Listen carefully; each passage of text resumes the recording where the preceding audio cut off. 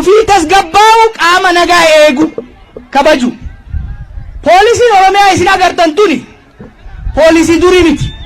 Na dhagaa qeerroo. Qeerroo dhageessa. Qaama mootummaa keessaa ka dura qabsoo keenyatti makame poolisii akkasii miti. Poolisiin Oromiyaa agaazii wajjin hin dhugaafnu jettee gaafatitti wayyaaneen kufte akkasii miti.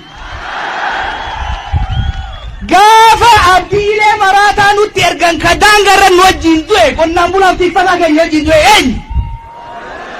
Poolisii Oromiyaati miti. Ol kaa galateeffadha poolisii kana. Ol kaa galateeffadha.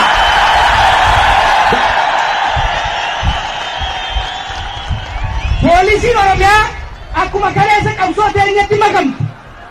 Akkuma daangaa keenya irratti kuftee salphina irraa nu baraarte. Har'a soogana keenya kan isin keessa deemu eeguudhaan yaalii adda addaa hooggansa masaraa jiruu fi dirree keessa jiru dhabamsiisuudhaaf gadamu fashalsuudhaan gaachana isin mirkaneessaa jirti. Kanaafuu hojii nagaa eegsisuu keessaa inni guddaan poolisii teenya kabaju, poolisii teenyaan ajajamu, hojii heeraaf seeraan isaaniif kaahame akka isaan nagaan godhan bakkaan gahan tumsuudha.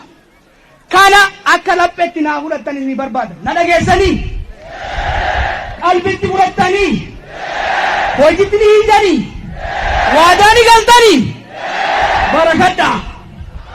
Itti aansuudhaan gaafa wayyaanee hiddaan buqqifnee mishigii isii Oromiyaa keessaa baafnee mishigii lammataa Finfinneedhaa itti marsinee hafuura keessaa kunnee bakka irraa dhuftetti deebisuudhaaf qophoofne.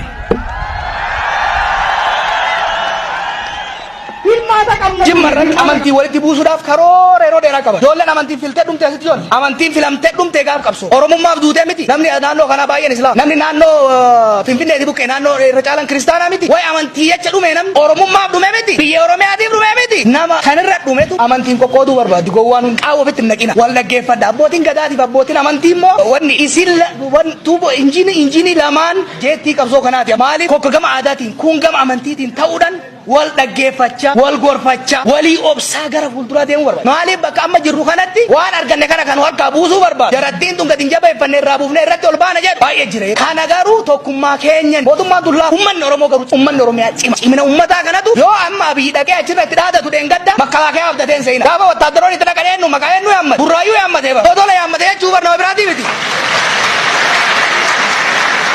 Anis saataatu abiyyis lammaanis yoo gadi baanee dhaadannee dubbannu waraana utuu baabdannu guddaa kakab. Isiniifi